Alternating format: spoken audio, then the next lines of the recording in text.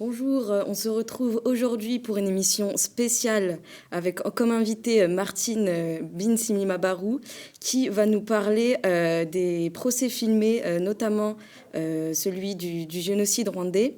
Donc j'ai avec moi aujourd'hui deux étudiantes de la faculté de droit, Zara et Hélène, qui vont poser tour à tour leurs questions. Et d'abord, je vais vous demander s'il vous plaît de vous présenter. Bonjour, merci déjà de me recevoir. Donc, je suis Martine Binsimima-Barou. Je suis conservatrice du patrimoine aux Archives nationales, responsable du département de l'administration des données. D'accord. Zara, je te laisse poser ta première question. Merci. Alors, pour ma première question, c'est vrai qu'on entend souvent dire que les procès filmés, les procès de manière générale, ne sont pas tout le temps là pour uniquement une condamnation, mais d'une manière générale aussi pour la mémoire collective.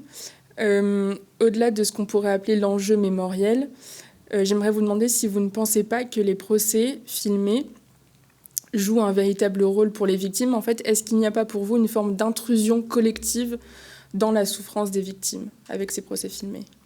Alors, il y a une spécificité des procès qui sont filmés dont vous n'avez pas parlé, c'est surtout d'être avant toute chose des archives historiques.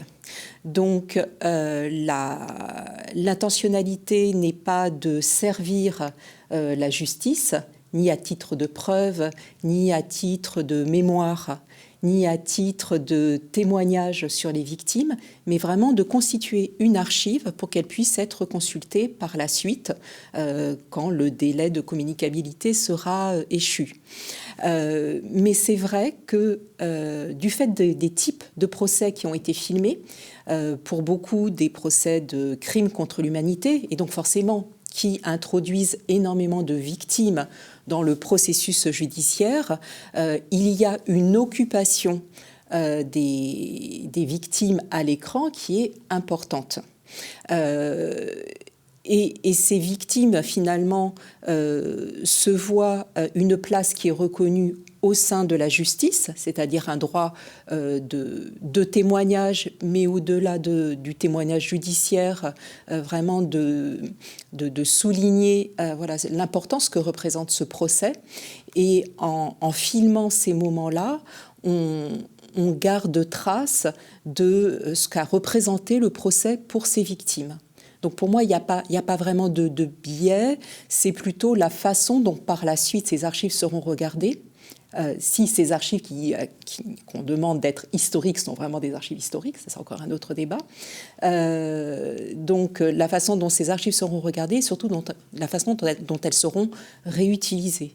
Voilà. C'est surtout ça qui permettra de préserver la dignité des victimes au sein de l'espace judiciaire filmé. D'accord. Je vous remercie pour votre réponse. Merci Zara. Du coup, on va tout de suite recevoir Hélène, qui va, elle, aussi poser des questions sur les enjeux sociaux des procès filmés. Donc Hélène, je te laisse t'installer et je te laisse poser ta question. Bonjour, merci. Bonjour.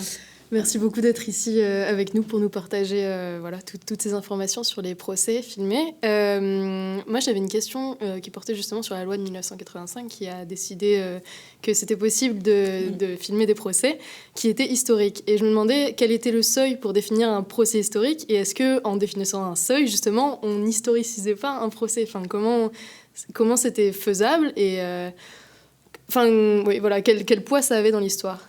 Alors, ce qu'il faut voir, c'est que cette notion voilà, d'archives historiques a vraiment été définie en opposition à des archives qui seraient filmées par des journalistes.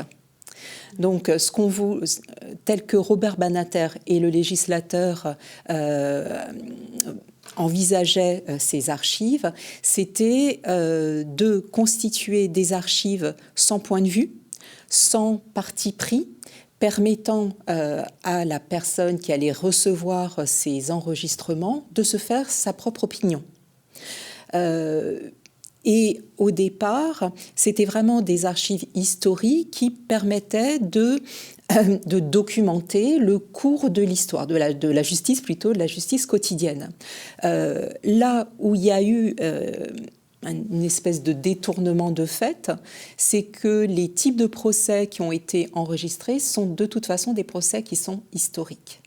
Donc on crée des archives historiques sur des procès historiques parce que, effectivement, portant sur des faits qui sont déjà passés dans l'histoire, que ce soit les procès à la Seconde Guerre mondiale, même les procès effectivement du génocide des Tutsis au Rwanda, qui ont lieu 20 ans après les faits. Donc on est déjà dans un temps historique avéré. Et puis, il y a aussi une troisième rencontre historique, c'est que ces procès s'inscrivent quand même dans leur temporalité du temps présent. Par exemple, pour le procès de Paul Touvier qui a lieu en 1994, en 1994, on est dans l'idée que ce procès-là est une chance puisque le procès précédent qui aurait dû avoir lieu sur les faits de la Seconde Guerre mondiale était le procès de Bousquet qui a été assassiné. Donc finalement, cette actualité s'invite en permanence dans le procès et du fait de l'évocation et du fait que le procès est enregistré, on a aussi l'introduction du temps présent dans ce temps historique. Donc il y a différents télescopages et ça existe pour tout type de procès qui sont filmés. Donc c'est vrai que cette notion d'archive historique, elle est subtile, mais elle a aussi un sens qui est peut-être moins connu pour le public, c'est que en archivistique, ce qu'on appelle des archives historiques, c'est des archives définitives. Donc c'est parfois aussi tout simplement ça. D'accord.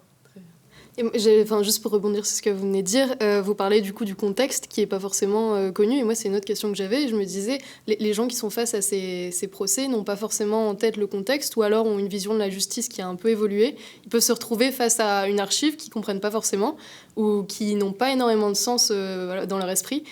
Comment vous faites pour être certain que les personnes qui visionnent ces archives comprennent vraiment les tenants et les aboutissants? On a vu qu'il y avait pas mal d'explications autour, on nous livre pas juste les vidéos sans contexte, mais est-ce que vous avez des mécanismes, est-ce que c'est quelque chose que vous avez anticipé?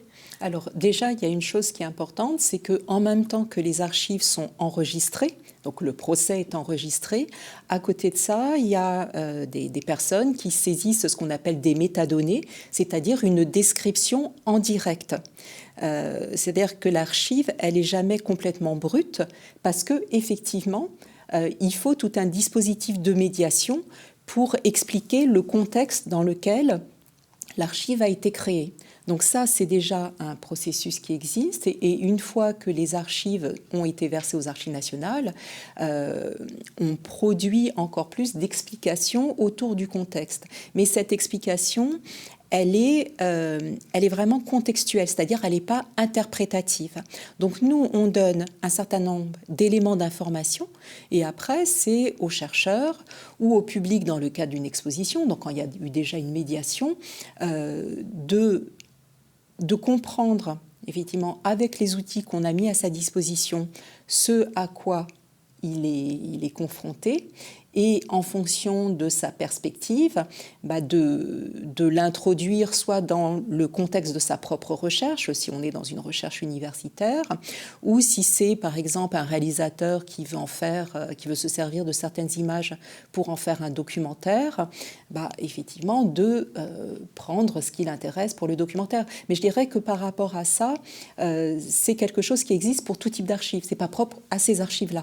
C'est-à-dire que le travail effectivement de l'archiviste, c'est de donner des clés de compréhension, mais non pas d'interpréter, parce que cette interprétation est du domaine de la personne qui reçoit les archives. Très bien.